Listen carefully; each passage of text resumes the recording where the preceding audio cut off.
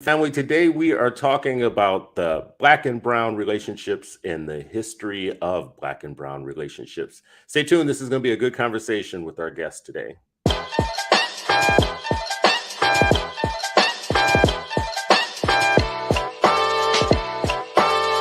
is Freedom Friday, and you're still not free.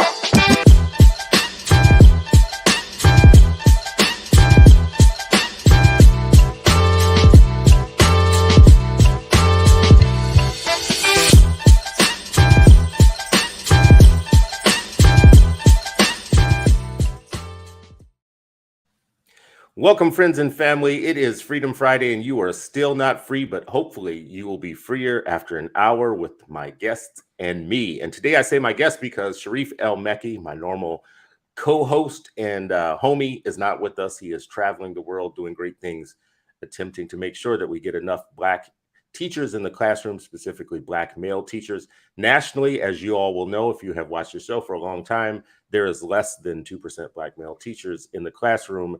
And Sharif's life work is to travel the country, visit districts, generate kind of pipelines, and work with programs in districts and colleges to make sure that we increase that number. People that don't teach themselves can't reach themselves. Ooh, look at that. See, I'm doing some Jesse Jackson early in the morning. Look at me. Look at me. Anyways, today we are going to talk about Black and Brown history, relations, solidarity, unity, all the things that mature Black and Brown people, such as ourselves, people with gray in our beards, some of us more gray in our beards than others, should be teaching our younger generations about. I do want to say, every time we talk in Freedom Friday, at Freedom Friday, my main concern is how are we teaching the young generation? So that's a question that hangs over my head. What should we, as people with a little bit of gray in our beards, be teaching our youngsters about this topic? And today's topic is Black and Brown bridges. My co-host today are more than qualified to answer that question without me. So I might just actually back out of the show and just leave it on them and leave out, go do something else and just listen to the show. Today we have David Castillo from California, from San Diego, just a person that if you don't know him, you should follow him on Twitter, find him on Twitter and follow him because you will get a steady stream of good content, of good takes, not bad takes, not hot takes, good takes, specifically on education. I hate to use the word equity, but justice, justice and education, and probably a dose of democracy in there too, with a little bit of cynicism and reality, earned cynicism and reality about the system. We also have Omar Yanar, who is in Houston, no, in Texas. I don't know if it's Houston, sir. El Paso, Texas. El Paso, Texas. Indeed. Paso, Texas. El Paso, Texas. Yeah, right. So you said earlier today when we were talking before this that things trigger for you a memory when you hear a thing. This is not going to be great, but the El Paso, that triggers for me the 80s commercials on salsa when it's from New York City. New York City. El Paso salsa. Not even made in El Paso, interesting. Not even made in what? Really? Yeah, it's funny. See, we have been lied to and deceived as consumers, people. Listen, when you hear this topic about Black and Brown relationships, history, solidarity, and you think about the next generation, what is most important to you that you think that we attend to intellectually to pass on to them a tradition of Black and Brown solidarity? I'll let Omar go first. He's working in the school building now. So yeah. You want me to go? All right. Go ahead. You go. I was okay. You're the dude of knowledge, man. Yeah. Well, okay. That's a big question. Thank you for having us on, Chris. Appreciate the invitation. And so I think before I jump into the importance of identifying connections between the African American, Black, and Latino communities, I think in terms of school, there's this piece I think that we're talking about now, but we're talking about in the wrong way. And so the way that it, matters of education and curriculum are currently being framed under this like critical race theory issue that we see right now, that's become like an electoral issue. What I have to say is directly related to that. And so What I feel like at a minimum schools should be doing, and I'm not talking about the conversations that happen in the home. That's a whole other thing which we should get into, because they're, people that could be considered the formal education for many communities. I'm just talking about education in like public or private schools.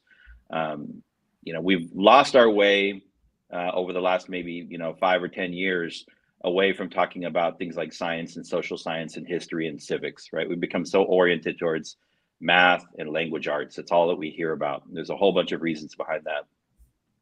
In terms of curriculum in schools and better understanding, the issues around solidarity and connectedness and tension and conflict, which I think we should all teach all facets of, is schools should be providing, we say accurate account of history in a particular way. There's a particular way to teach history through the examination of events, through the examination of historical artifacts. And then you allow children to make meaning of what they are seeing, make meaning of events, make meanings of things that have happened historically from their perspective. I think there's a whole, like, we're talking about the science of reading right now and how do you teach reading, but there's a science behind effective teaching of history. And then the second thing is, which we're talking about now, and I feel like the framework is turned on its head, is making sure that schools that are in particular areas, and even not, provide opportunities for young people to then look at history through the perspective of their own people, right? So we might have a broad thing that says United States history, right? And we teach it one way. Generally, we teach it through that, it starts when the Mayflower landed in like wherever, Plymouth Rock, right? But in reality, we all came here. Some of us were here, some of us came voluntarily, some of us are forced to come here. Looking at history through the particular perspective of the African American experience. That's a very different history book, a very, very different stories, very different perspective. Looking at history through the lens of the Asian American experience. That's a very different, history, starting with the Chinese in the West. Looking at United States history, and I say United States because people say American in America, we are one part of the Americas, the United States of America. Looking at U.S. history from the perspective of the Mexican American story, and that too is very different. And so I think making sure that our schools, and very few schools are doing this now, but this is really kind of the curriculum that you start to get when you move into the community college and college system. We should be doing this, early on in ethnic studies. We should be pushing it down to middle school, really opening up history so that students can see the good, the bad, and the ugly, and start to make those connections for themselves. Mm-hmm. Yeah, you mentioned in there that there is a science to teaching history, which means it's not like a fuzzy field of just storytelling. There is a discipline in teaching it. You also mentioned that the focus that we have on math and reading.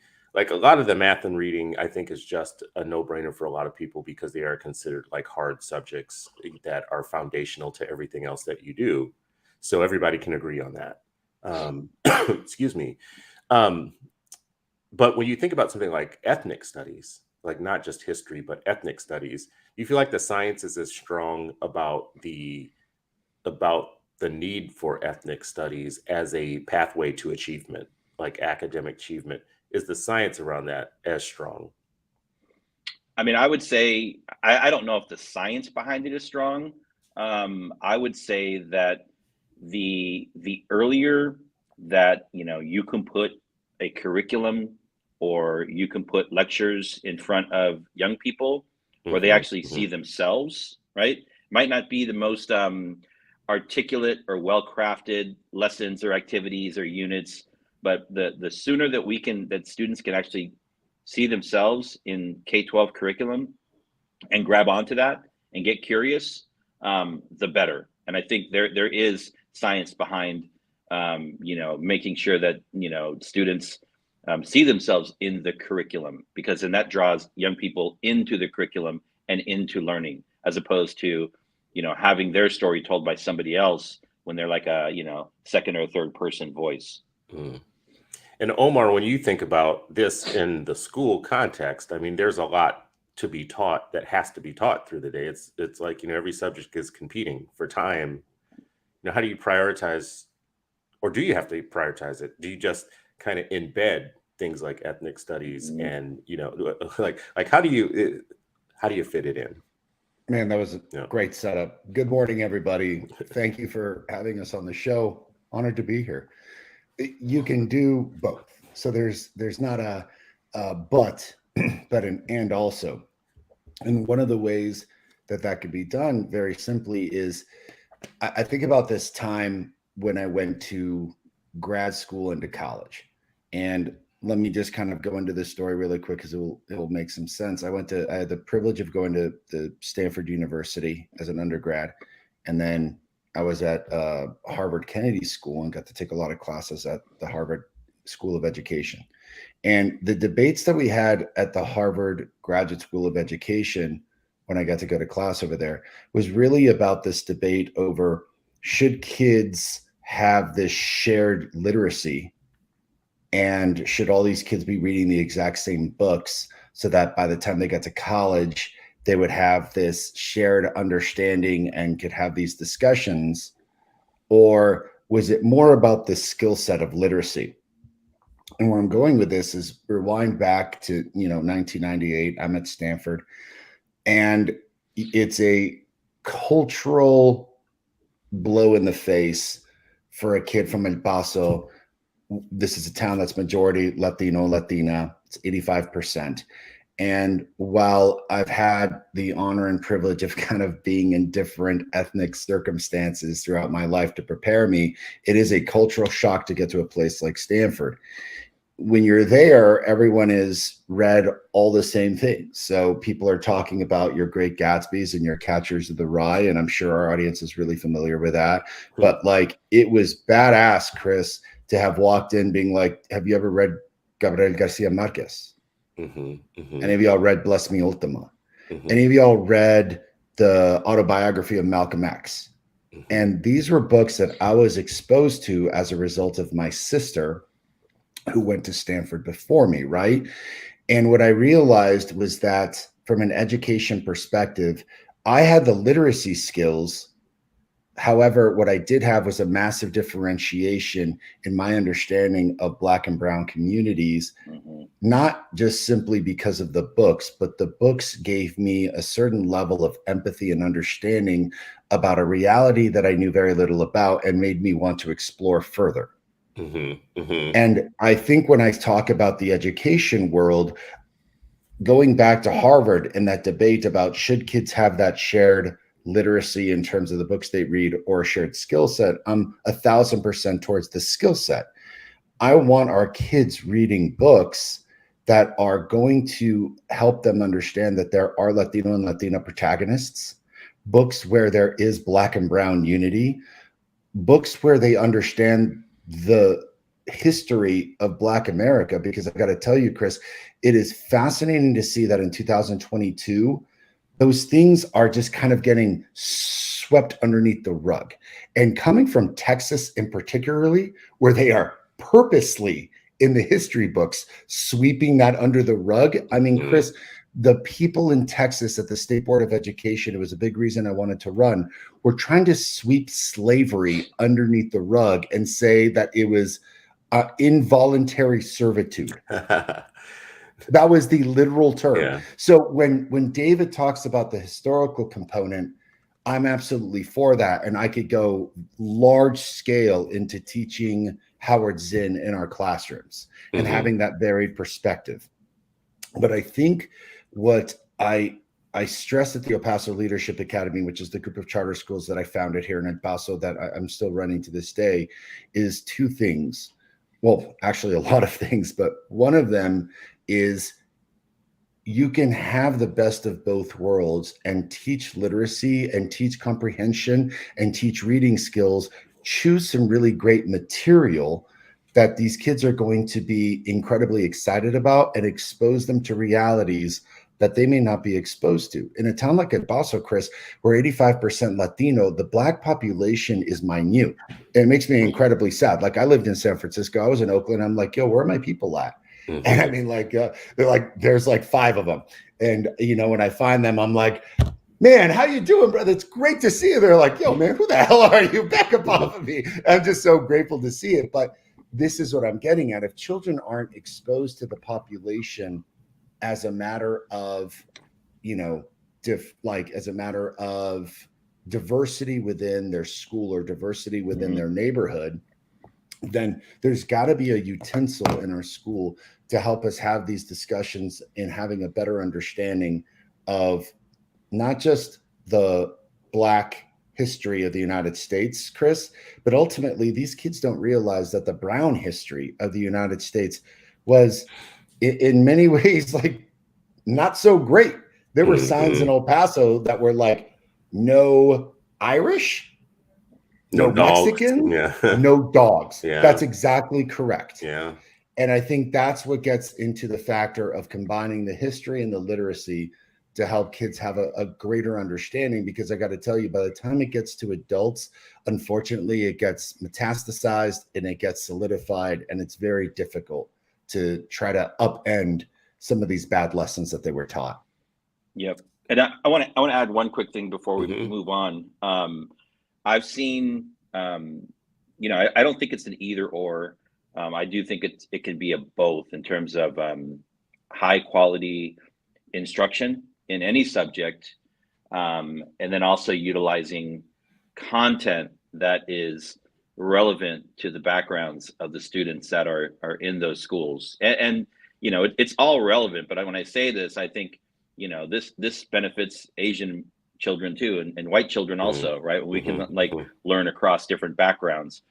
What I've seen, and I think what we've seen are, you know, schools that perhaps have a good high quality, you know, they use high quality teaching methods, but the actual content is void of any melanin, right? On the other side, I've seen, you know, activist revolutionary schools that are perhaps good at content, but absent of any high quality teaching methods, right? So we're talking about is like, you can actually merge the two. It's not just like, you know, we get stuck in these binaries of this or that. And when, you know, you can do high quality teaching in the art classroom using, you know, the Ramar Bearden, you know, style of collage making, right? You can do high quality literary analysis of James Baldwin or of Sandra Cisneros. You know, you can, so it's really going back to your point, Chris, about the time squeeze. Now we're kind of getting into what good schools, good school networks do around professional development, professional learning, and planning, so teachers can actually work across different disciplines to do multidisciplinary planning and activities for children. So you're not doing one thing at one time. You might be doing 3 things at one time in the classroom, right? Yeah, you know, it's interesting too, because, you know, teaching, learning, the whole thing of schooling is a series of choices. It's a lot of choices that you have to make. What am I going to teach? How am I going to teach it? What am I going to draw from? What's going to be my source material?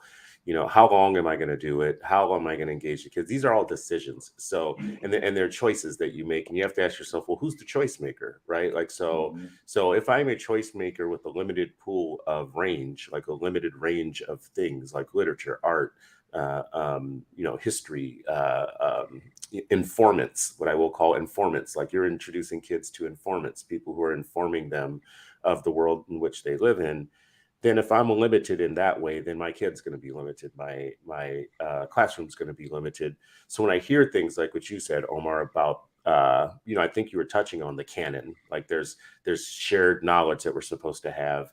There's like these common books we're supposed to read, Catch and Write, you know, Shakespeare, all that type of stuff to me is boring as hell. Always hated it, you know, never had a good experience with it. Sharif will tell you this comes up on our show oftentimes when we're talking back and forth. I mean, I think Sharif is like a Renaissance man in that, you know, he loved some Muslim things, and he loved a little Shakespeare, and he loved a little this, man. All of that stuff to me was the mainstream stuff was so culturally irrelevant. And I saw the joy in my white teachers that they had in it, and I almost resented their joy in it because it was for them.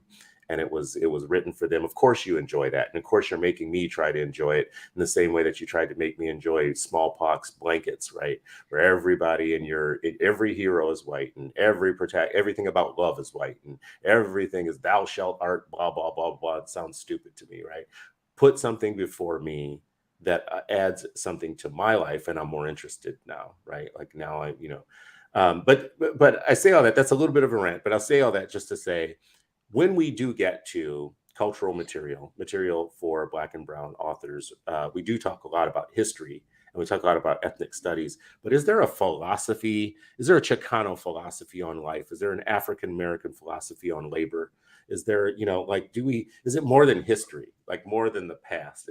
Are we missing out on teaching kids something even more intellectual about these sources that we're drawing from than just history or just what we did before, but philosophy on life, you know, worldview? What's the Mexican outlook on food versus the Native American outlook on dance and music and song or whatever? You know, are we missing out on more? That's a great question. Go ahead, David. Yeah, I'll take a stab at this one. I don't know if there's an actual. I don't know the answer to your question, but what I can say is that you know, and saying like, and going even deeper, like saying that, you know, is there a Mexican perspective on something is actually quite different than saying, is there like a Mexican American Chicano perspective on something, right? And I think it goes back to my earlier point around the importance of, now here's where the home education, the home culture, home language comes in, you know, home experience, learning from our elders. You know, one of the most important things that happened to me growing up was, you know, when I was actually able to merge the background knowledge that I had acquired from my parents, from my grandparents, from their stories of growing up as farm workers, and all of the history associated with that came with music and food and art, and then merging that with the education. You know, like I said, when I was first able to like see myself in a textbook, didn't happen until my first or second year of college, right? It should have happened a lot earlier. But that's when I was able to merge those two for me, and I feel like for so many young people, and I think I'm getting to your point, Chris, is that the perspective, there is a unique perspective. We're talking about historical events, but once we have a good and a solid grasp, a sound grasp on our history, then we know what our place is in the world. Mm-hmm. And that's when your worldview really starts to change, because once you know your place in the world, once I really understood my place in the world, living in the Southwest, which we call Aztlán, as a Chicano, as a Mexicano Americano, then I was able to, you know, sit on my ground, stand on my ground, and then better hear and understand the stories and perspective of others, because I knew where I was coming from, and I knew where my place was in the world. So it does move from sort of a historic, we're talking about history, knowing your history, but then that puts you in a good, you know, on solid ground so that you can see the world. And then it moves into the different realms of like spirituality and all this other stuff, which we're not going to talk about now. But yeah, I do feel like there's a continuum there. Man, that's a great question. I've got two quick stories about that. The first one is, all right, let's take this back to the old school. I am in 7th grade, and my mom she's an exceptional woman. As a teacher herself, grew up in the barrio in El Paso. And it was fascinating because, you know, when I started getting a little bit older, we started having very interesting conversations. 7th grade, and in Texas, Chris, it would surprise you maybe to know that we get 2 years of full-blown Texas history. just a full year in fourth Mm-hmm. grade and in seventh grade. Mm-hmm. Now, here's the problem, and this is where history really comes to this factor.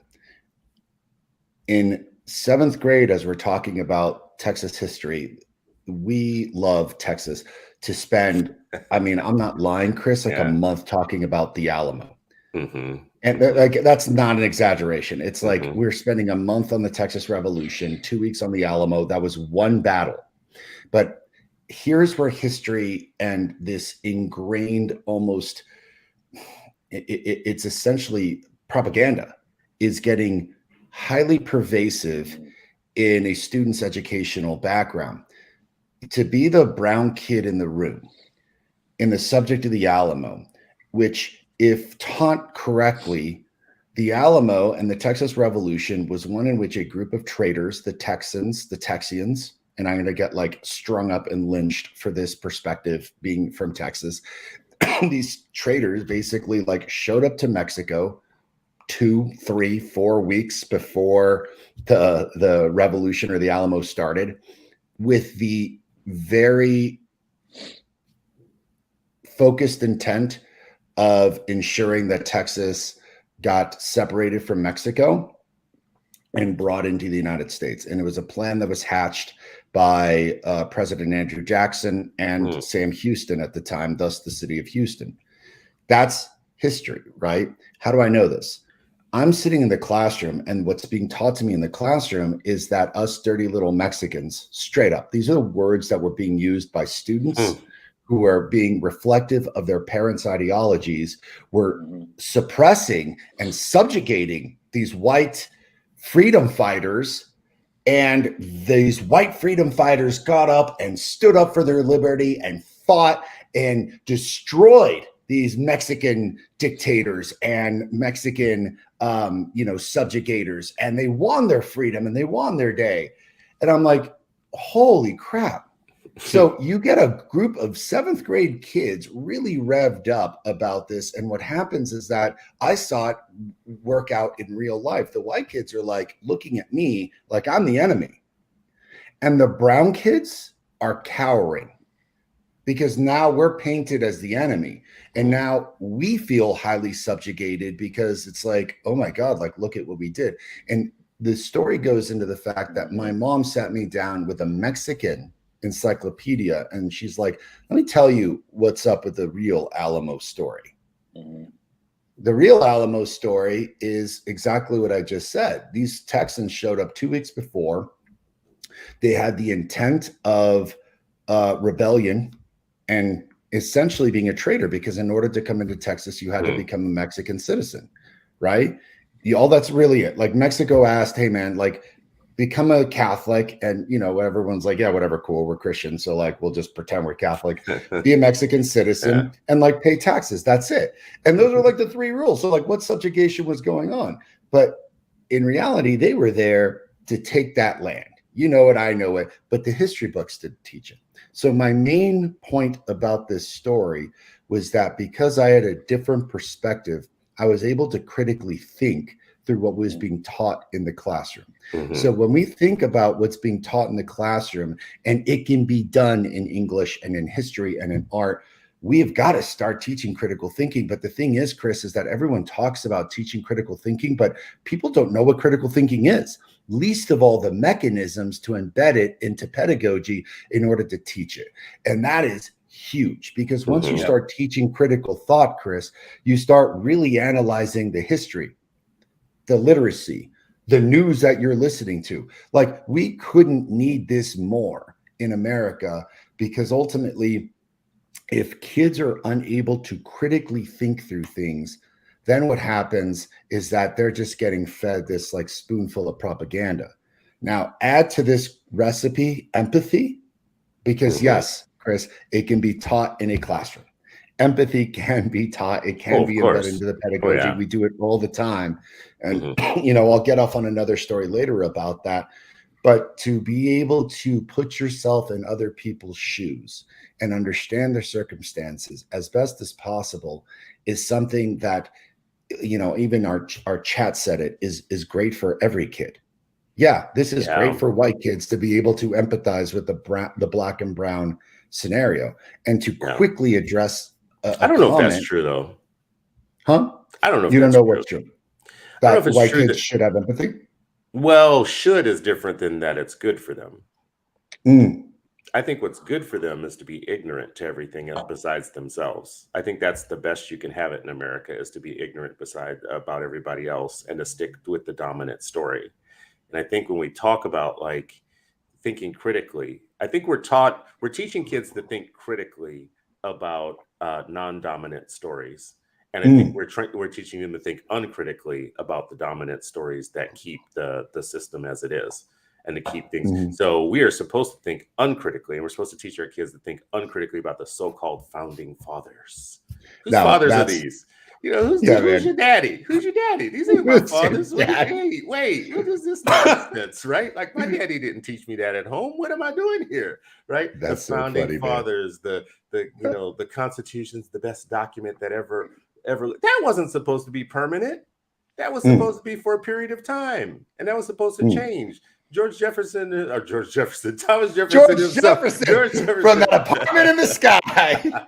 Thomas Jefferson said himself that the living should not be governed by the dead, right? So people say today, oh, you want reparations. There's not a single person alive today who was ever a slave. And there was not a single person alive today who was a slave owner. Now, first of all, that's inaccurate. Like, slavery continues today and blah, blah.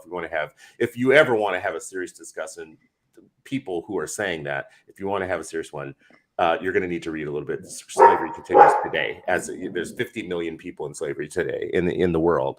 But there's nobody alive who did any of those things. Well, damn it, there's nobody alive who actually had any input on that Constitution you revere so much. You can't inherit one thing and not inherit the rest of the stuff, right? You can't say I'm deeply not connected to the past and slavery, any of that, except for the systems, the structures, the Constitution, the rules, the stories, the dominant kind of narratives and myths and everything that we've been taught.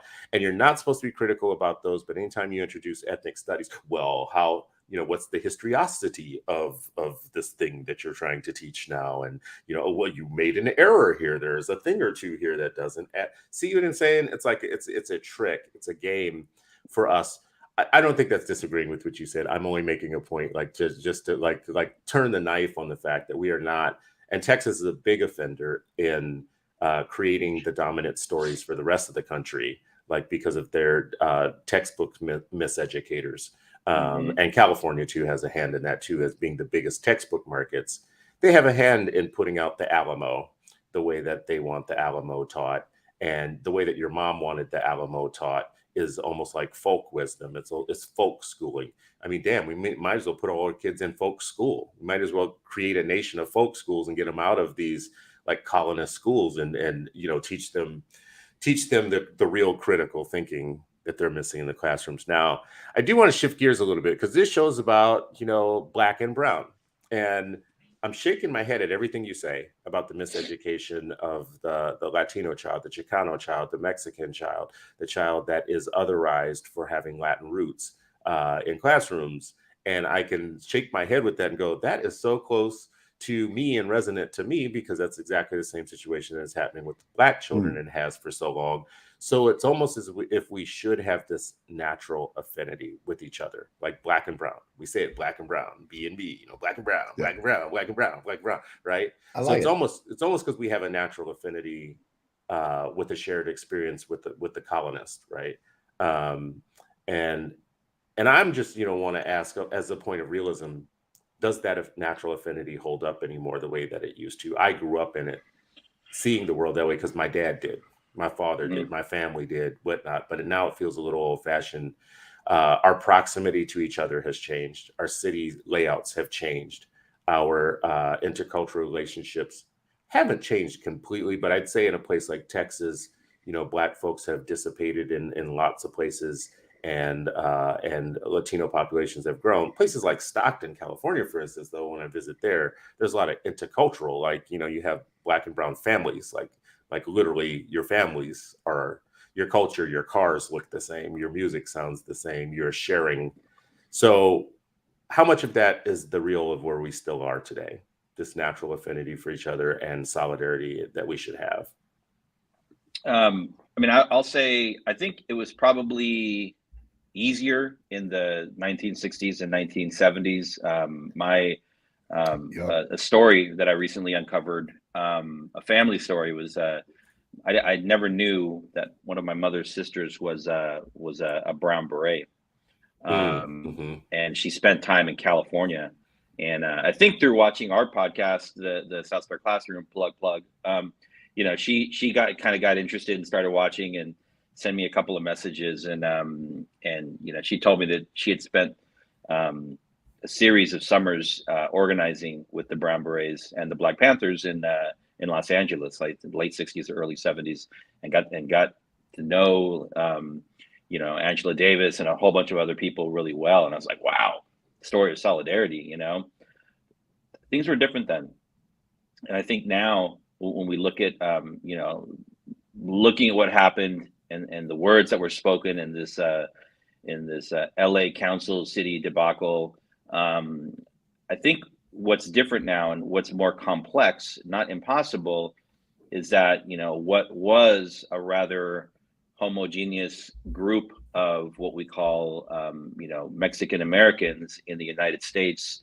has now really changed, and with different patterns of immigration, right? And so we also have you know, Mexican Americans that have lived in the United States for generations now, right? And so now you have this, like, even this within, you know, Mexican American to Mexican American community, you have a divide around class. Add on over the last, you know, 15, 20 years, the influx of immigration from, you know, non-Mexico Latin American countries, you know, mainly Central America. We're seeing that even today, and then some South American countries. Things aren't so clear cut as they used to be, right? Because we as a people, you know, we have not yet identified our shared interests, right? Across background, across country of origin, even across language, right? So I think the answer is, it's complicated, it's more complex, and so I think things are different now. That I think, you know, back in the '60s and '70s, it was probably easier to identify points of solidarity and connection. Today, it's not impossible, but it's just more complex. Yeah, it almost feels like as both groups, you know, Black folks and Latinos have risen and stratified by class. Like, you know, we have a middle and upper middle class Black contingent now that all used to live together in, you know, the same neighborhoods in earlier times, right? So they have stratified. Like, you know, going to LA, for instance, and looking at what Baldwin Hills is today versus what Baldwin Hills had been at one time is really shocking. And, you know, seeing in LA, Black communities kind of stratified, atomized, kind of in some ways like they've left the city, you know, and have moved further down, you know, out of the city. So proximity, I think, is changing a lot of things.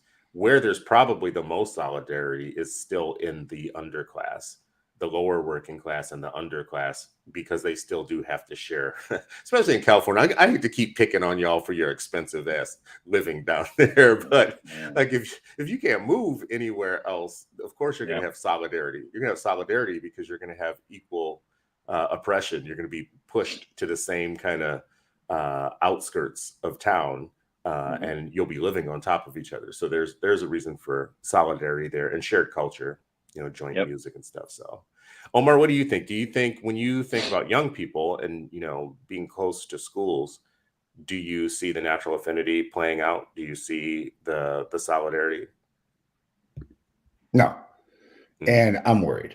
So there's a couple of factors here that I'm worried about, and I think David, you know, astutely alluded to the '60s and the civil rights era, because I think in having a common purpose, bridging on the history of both Cesar Chavez, right, and the Black civil rights movement that had a number of leaders and people incorporated into it, right? It was this time of shared purpose that really brings people together.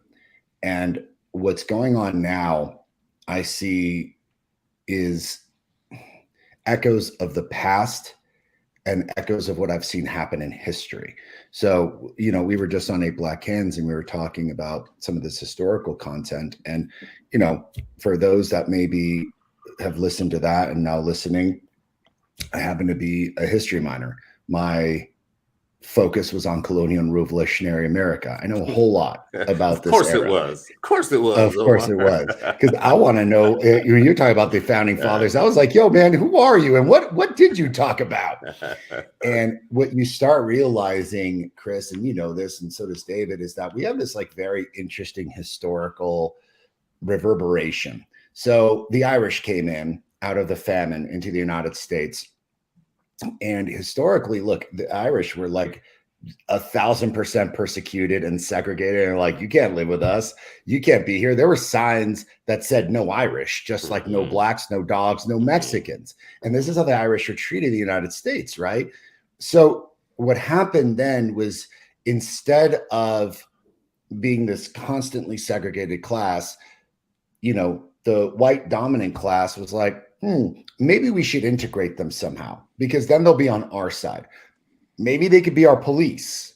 And if we convince these Irish people that despite the fact that they're extraordinarily low income, despite the fact that they're suffering, despite the fact that they are scraping by, that their situation is better than the blacks, well, then they're just going to be cool, because then they're going to see that, hey, if you guys act right, the dominant culture is saying, if you guys act right, we're going to let you into this class. And hey, don't complain because you're better than the blacks. That was the messaging, right? That is the same messaging I see going on with the Mexican American and the Latino community going on right now in the United States. And listen, guys, whatever your political affiliation is, the Republicans are really leaning into this in a big bad way. And it's like, hey, you guys love family. You guys have conservative values. You guys grew up, you know, mostly Christian. Join our side. Join our side. Like, it's really nice over here. Like, hey, you're going to have it better than the blacks. And they're not saying that explicitly, Chris, but you know that people have an incredible way of embedding these subliminal messages. So sadly, what I'm seeing right now is this reverberation of what happened with the Irish going on with the Latino population, because if they get indoctrinated into the, you know, the Republican Party and the GOP, holy smokes, the amount of Latinos in the United States is growing exponentially. That ensures a pretty solid slate of Republican voters. But with that comes really the sad malaise of, your situation can be like us, the dominant culture. So forget about unity with the blacks. This is really where it's at. And that is deeply echoing in history. And just for our audience, really quickly, if you want to do some reading about the history of this, because I want to get into this, because someone made a comment on our last podcast on 8 Black Hands, and they're like, Omar, you don't know your history. And I'm like, you don't know your history. Back up a minute. You know about Shays Rebellion? Because Shays Rebellion was about low-income farmers who got together a rainbow coalition of people because their circumstances were exactly the same, and saying, we need to fight these banking institutions and these monetary institutions, and this is in colonial times, for some level of equity for our low-income people. And this was like whites and blacks and natives combined. It was amazing. And then guess what happened, Chris? The dominant class came in and they're like, hey, white farmers, why are you working with these people? Come with us. Like, we can make it better, because if you keep fighting us, we're gonna hurt you. But at least your situation's better than the blacks. That worries me, Chris, because that is now again reverberating, and that is something that is reverberating in our kids with the promise, this promise, right, that your situation's going to be better, but you gotta acquiesce to the dominant culture first.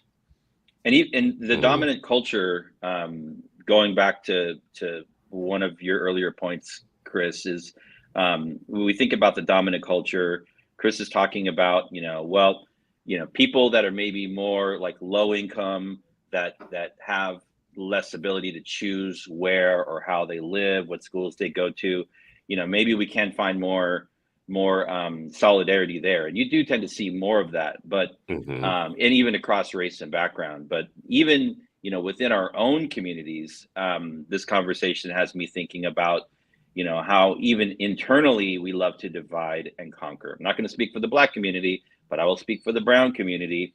Yep. I'm thinking about the difference of the landscape in like the 1940s in Los Angeles around the time of the Zoot Suit riots, right? A very important historical event that took place there. And then you fast forward to like the 1960s and the 1970s, and then the formation of Latino Mexican American gangs within the California prison system, right? So within, we don't talk in, I mean, we don't talk enough about what happens within prisons, because it's kind of a microcosm of what's happening in society, right? And so, as early as the 60s and 70s, you start to see the formation of the Mexican mafia and other, regional gangs, the Farmeros from Northern California. Well, we're city folks. We're from Los Angeles. It's a city. Y'all are from like Stockton or Fresno. You're like rural Mexicans, the Farmeros, right?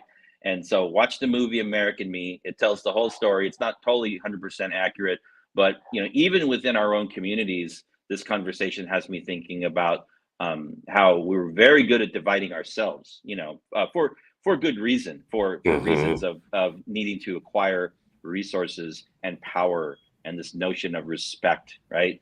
Happens in the Black community too. And so, I think that there's this really important point of like understanding the current dynamics of the Latino community. We're looking at, we still have Latino gangs. The big gangs now are, the Republicans love to push the Malva Salvatrucha, MS-13, right? From El Salvador, right? It's like, man, they're going to come and take your children, right? They're doing it, right? I don't know if they're doing it. They're not good people, but they're, so, but you look at like at one point where, the Latino gangs are mainly like Mexican Americans up against other Mexican Americans. And now, as we've grown as a people and our diaspora is wider, now we have, gangs from Central America that are having an impact here as a result of things that happened here, obviously decades ago. So I just think that you both got my wheels turning around that, and how we don't talk about, gang and like street life enough. Talk about the Bloods and the Crips, right? In Los Angeles, right? There's a whole history there around what was happening in the Black community. So this is, these are the kinds of conversations that we would be having in high school with our kids 20 years ago at Oakland Unity, talking about American history. Well, let's look at it through the perspective of gangs. Talk about getting kids interested, right? Yeah. They're going to start listening, right? Yeah. Well, I think it's getting more and more complicated. All of these factors that you guys just raised are, I think, conversations that should continue, because Omar, I think a lot of what you said to me reminds me of, the new Jim Crow's racial bargain, where, the dominant culture looks for probationary white people to add to their numbers when their numbers aren't surviving well enough. So they did it with the Irish, the Italians, the Jews, keep going down the line, but they did it all with fair-skinned people until they ran out of fair-skinned people. And now they're trying to deputize Asians into whiteness. You guys are so hardworking. You're so amazing. You do so great on test scores. And it has nothing to do with the fact that the majority of your immigration since the Immigration Act passed has been educated people from your countries who come here and look poor, but are actually educated in the countries that they come from. It has nothing to do with that. It just has everything to do with the fact that you're better than the Blacks. You have a better culture. You have more respect for education. You have more respect for teaching and learning. And that's the reason for your success. It's not the $1,500 per student that you pull together for your poor test prep kids. It has nothing to do with any of that. It just has to do, and it doesn't have anything to do with that. Many of you are driving cabs, but you're a doctor in the country that you came from. No, nothing to do with any of that. It's just that you're better than the Blacks. So why don't we deputize you as the new whites? And with the Latinos that can pass the paper bag test, right? Not the ones that have a little brown around their neck because it looks like they've been working an actual job, But, you know, the ones that could kind of, you know, you're white enough, why don't we get you in the fold? It worked with the Cubans. Why don't we, you know, like, why don't we find our next kind of fair-skinned Latinos to actually deputize as probationary white people, because our numbers are dwindling, our babies are dwindling. And oh, by the way, you know, we've tried other things first before we got to you. We tried, you know, kind of outlawing or abortion and rolling abortion back to get our numbers up again, and that hasn't worked. We tried to stop people from being gay because, you know, that has an impact on our birth rate, whatnot. But we don't want to, you know, that's not working. So now we're going to need to deputize some others. And you know what? Eventually they'll get to like Jamaicans and to other Black immigrants where they'll, you know, do the Candace Owens thing. You know, like you Nigerians are so much better than Black-born Americans. I mean, you guys are, oh my God. You're not really in statistics, but somehow we've created this narrative that you are, because we just need to create in every people a population of anti-Black bigots. That's the actual strategy. The long-term strategy is have a permanent Black underclass that will permanently be exploited for their labor, and we will find the bigot in every group that will help us keep anti-Blackness alive for life. And if our schools are doing anything to help push that forward and make that happen, I would think that's an educator's challenge. That's like all of our challenge, is to say, no, we're going to be explicit about reversing and teaching this, because we're not going to prepare kids to be petty bigots in different groups that continue anti-Blackness for the exploitation of the Black underclass, like, right?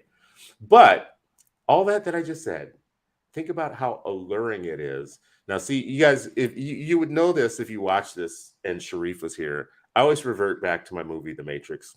So in The Matrix, there's this portion where the guy gets pulled out of the Matrix and he wants to go back in. He's like, listen, I just want to go back into the Matrix and know what a steak I want like that steak dinner. I want that steak dinner, baby. I just want to go back in. Listen, this reality world, I choose this has been cute and all that, you know, but put Mm-hmm. me back in the Matrix. That's the sense that I think a lot of people have. It's like, listen, I came out here and messed with y'all for a while and did this, you know, this solidarity, peace and justice, social justice stuff for a while. It does not pay well. The steak does not taste as good. Put me back in the damn Matrix. And you know what? People are signing up for the Matrix. Anyways, I want to come back to this the Matrix. That's quiet. That's quiet quitting. That's what it is, man. They're quiet quitting. Put me back in the Matrix. That's social justice. Quiet quitting is like exactly the social justice form. Yeah, I was for it for a while, but you know, too hard. It's hard. The schools are bad. The neighborhoods are terrible. The only thing food's is good. The food's good, you know, and you know, you can have a good time, but you know, when it comes time to raise your own kids, let's make sure that we get that suburban palace. Omar, someone's challenged you, bro. So Michael Brass in the comments, I saw that. I was going to address that. Yeah, he says your description of Shays Rebellion was highly inaccurate to fit your narrative, the speaker's narrative. So Michael Brass, I don't know who you are, but you chose violence in the morning. So Omar is your is your target. Yeah. And I mean, my one question to that is, like, what's your source? Like, where are you coming from in terms of your perspective of Shays Rebellion? Because if you just decided to like look it up on Wikipedia, like, cool, like, I venture to say, whip open Howardson's People's History of the United States and take a very accurate look at what that rebellion was about. And essentially the overall idea of Shays Rebellion was that the white aristocracy, this is your George Washington's, James Madison's, your revolutionary leaders who essentially, you know, paid poor farmers to take their place in the Revolutionary War. They're the ones who broke up this rebellion in order to ensure that, hey, don't look at us. Don't look at the white aristocracy. Don't look at the white dominant class. We're not your problem. And it was a very marked example of one of the times where they explicitly ensured that you low-income people should be fighting one another because race is a difference. So instead of joining together racially for socioeconomic benefit, you should realize that if you don't acquiesce to the aristocracy, we're going to make your world a living pain in the butt. So join us, because then at least your situation won't be as bad as the blacks. And I venture to say, if you can, Michael Brass, come up with better firsthand sources than Howard Zinn and all those firsthand sources that I then read out of the footnotes, then cool, like, man, bring it. But if I'm going to bring up something historical, there's nothing inaccurate about it. Period. So come at me, bro. And for all our listeners, this is what I'm talking about with critical thinking. If you're going to come to the table and say something about colonial and revolutionary America or history or politics, especially when it comes to like this audience, you better come correct, because like, sorry, man, like we got a wealth of knowledge about this. And I think this addresses really quickly one of the comments that I saw earlier about like, what's the point of having this affiliation with black and brown? That is the point. The point is that, look, how many blacks and Mexicans are in the upper class of America? Are there as many as the white folks? Most of us are pretty much middle and working class folks. And I got to tell you, the solidarity factor to me isn't just one because I think that it's morally right, isn't just one because, I don't know, it just makes sense. Why are we fighting one another? That just seems silly. It starts making a lot more sense when you think about a combined group of people working for greater economic prosperity. Because if we're fighting one another, we're just crippling each other. Instead of uniting one another, because our shared economic situation is quite similar. And if we really realized that our combined power would actually allow for things that I think are incredibly important, that I was talking about in 8 Black Hands, like more bank loans. That's such a simple component. Like, start doing the studies. Blacks and Mexicans are turned down for bank loans at this like insanely alarming rate. And when you don't get bank loans, you don't get mortgages. You don't get mortgages, you don't own property. You don't get bank loans, you can't open up businesses. You can't open up businesses, you don't create inherited wealth. And the economic prosperity of blacks and Latinos are so inextricably tied together that if we just combined our forces, holy smokes, we would have greater economic prosperity, and you would start seeing essentially the like working class rise up into a middle class. Folks that are, food, what's the right word, David? Food scarcity, living in food deserts, food insecurity. Yeah. Food insecurity, and having basically to scrape by, start rising up that Maslow's hierarchy of needs and essentially saying, hey, listen, like we're not having just struggle to survive anymore. We're in a good place. And when you're in a good place, that means, hey, we can spend more time with our kids. We can focus more on kids' education. When I've got our parents working 3 jobs, barely scraping by, how much time do they have to spend with their children in the educational world? And that has a massive impact on a child's education. So when you talk to me about like what's in it for us, I don't know, like not struggling economically anymore. It sounds pretty good to me. What do you gents think? Yeah, listen, I think that that's right. And I think from a soul perspective, we're aligned. We're of one. We're like of one people. I was raised that way, though. I was trained to be that way when Black and Chicano relationships were a given. It was just there was no expectation in my childhood growing up the way my family was structured and my communities were structured to think any other way, right? I realize, though, that I'm 54 years old and the world has changed greatly. And the incentives have changed. And I think what I've learned about capitalism in the United States, whatever you incentivize, you get more of, right?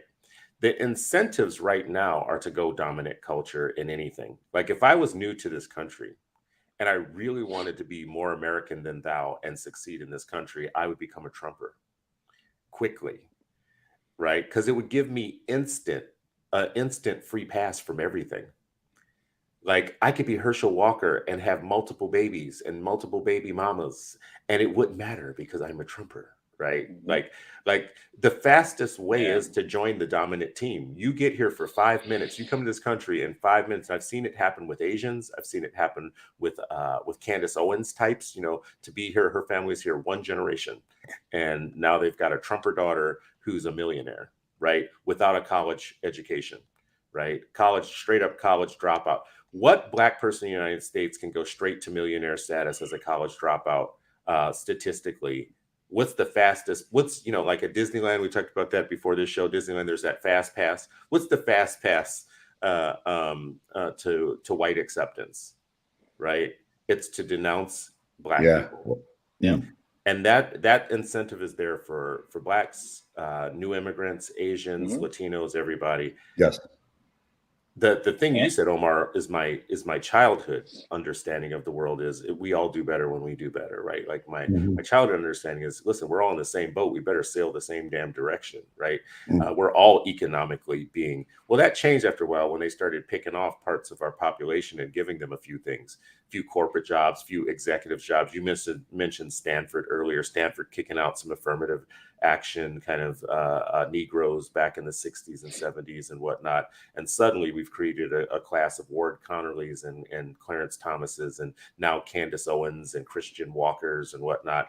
The incentives are great. Christian Walker is like wearing $1,000 hoodie talking about Biden on TikTok and making a full ass living doing it, right? Like anti-Blackness is a big business. The incentives are just different. I don't know if that's really and well I know said. we're coming to the end here. I mean, it's really well said. You know, also $1,000 hoodie. What the hell you need a $1,000 hoodie for? Exactly. I do need one. I don't know why, but I mean, it just feels like just to have one be like, yeah, I came up in the world. This hoodie's $1,000, baby. But you're not going to sell your people out for one. I'm not going to sell my people out for one. And this is why this discussion was so great for me, in that I feel like there's a level of maturity in us that we have to pass some of it on, or else we're going to be part of the problem of watching our youth wash away. Like they wash away and drift spiritually, politically, socially, as corporate America through music and art and bad algorithms feeds them a steady diet of ignorance and division and, you know, whatever. Our schools are our one chance. So, you know, for those of you that are educators that still control a school, you control minds. So I hope that there's still hope for Black-brown bridges to be built. I know that there is, you know, in my age group, because I'm Gen X, we're the greatest generation ever. Thank you for everybody listening. We hold the whole world together, just so you know. Don't get it twisted. Anyways, fellas, what would you say as a last word to somebody who's been listening to this today about the need for history, Black and brown history, a theology maybe, or whatever, a politic of Black and brown solidarity? I'd say, you know, I was a history major, a poli-sci major in my undergrad, and I studied Chicano history, political science. So it's always been part of my world. But I think in terms of closing thoughts, nothing specific. I would just offer that you know, we need to rethink and refocus on the importance of teaching history in our schools, teaching civics. Right, we've lost that over the last like 10 years, 15 years. So I think of K-12. I think it's critically important that we get back on track, students are learning, you know, both high quality content, high quality teaching methods around history that they can see themselves in. Really, what we're talking about on this show, and Chris just alluded to it, we're talking about teaching. We're talking about teachers and what they do every day with students in their classes. And so I think a full-on refocusing of history in our K-12 schools, and then the other thing, which is free, and is you know, looking within your own families and you know, making sure that we are bringing out the stories as we're sharing stories here on this platform, making sure that, you know, our young people and not so young people are turning to their own families and pulling out stories that exist that you might not even know about within your own families. So thinking about the formal education setting of the home, your home culture, of your community. There's a tremendous amount of wealth of information and experience that that we should be tapping into. And the last thing is, don't sell your people out, and don't sell your soul to the devil. That's a good one. That's the hardest one, but I mean, $1,000 hoodie ain't worth it. Don't do it. So, Omar, what's your final word, sir? Yeah, I think that the historical component and the literacy component that we talked about on the show is something that I'm like a little bit alarmed at now later in life. So where was my exposure in schools to literature that was written by Black Americans, by Latino, Latinas, by Asians, something that got me thinking about something else besides like the dominant culture? It was almost non-existent, right? And we are doing our best to start integrating these books, and we start seeing pushback. And that pushback means to me we're doing the right thing. Because like David even alluded to it, like we start pushing like Chicano studies or ethnic studies, and they're like, whoa, whoa, whoa, whoa, whoa, whoa. Like, dude, that is a evident sign that clearly they don't want this integration. And like, listen, Chris, I mean this seriously, because coming from the state of Texas, Chris, they wanted to eliminate Thomas Jefferson from the history books purely for the fact that he talked about separation between church and state. They wanted to eliminate, oh, I'm sorry, have eliminated. My bad. Have eliminated. They eliminated Thurgood Marshall from our history books to replace that with Newt Gingrich and the Contract for America. I don't understand how anyone can think to themselves that it's okay to completely whitewash our literacy and our history and think that this is going to have a benefit for everybody. This is the attempt to say, hey, the differences between you all are going to allow you all to understand how much you hate each other so you can fight it out. And while you're fighting, you're not paying attention to the massive injustices that we're doing in order to ensure that the dominant culture and the aristocracy in this country perpetuate.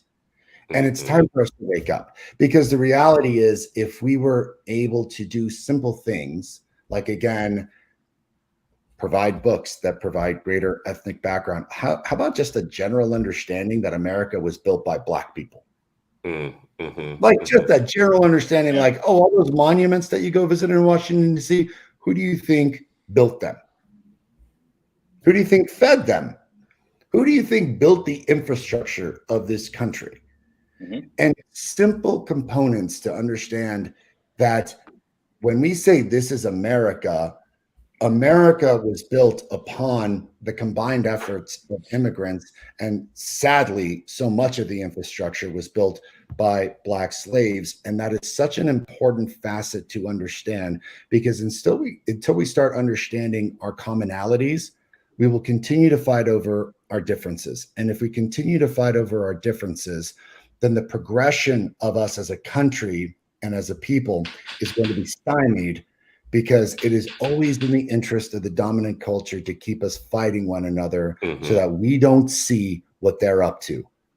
And I got to tell you, like, that's not the America that I want to live in. And as you alluded, Chris, we got to start making changes to this Constitution in this country, because we're at the brink of what is looking like, you know, people talk about a civil war. And I'm like, oh my God, like, this is dangerous.